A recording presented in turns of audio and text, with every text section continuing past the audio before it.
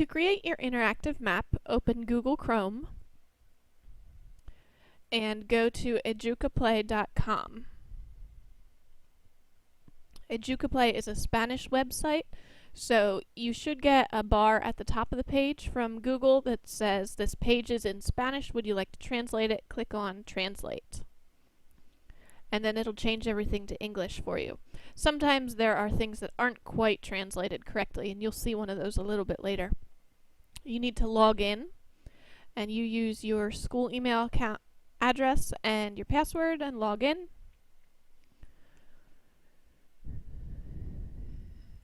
And then go to Create Activity. You are making an interactive map. It's this one. And you want it to be in English. You can give it a title and give it a description.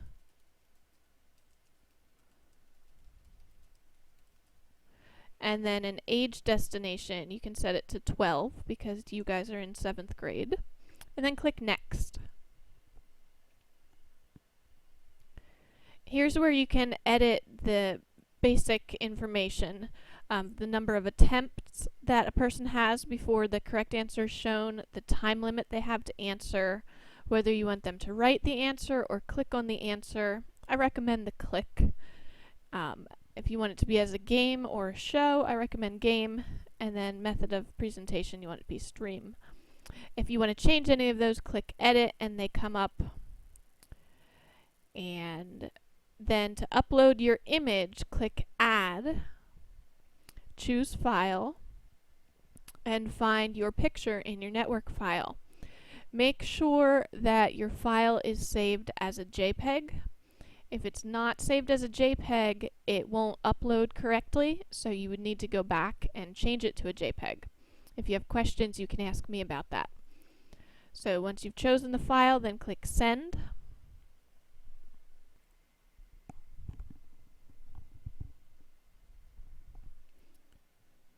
And then you'll be brought back to this page, and your map, your image is uploaded, and you need to add answers. So click Add Reply.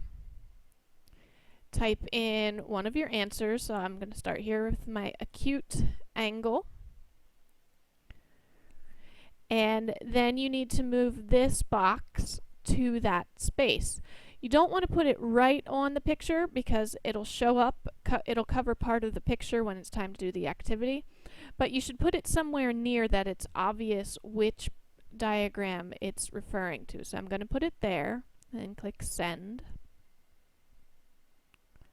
And you can see that I have one answer here. I'm going to add another one. I'll do my segment. And I'll move this over so that it's next to the segment but not on top of it. And I'll click Send.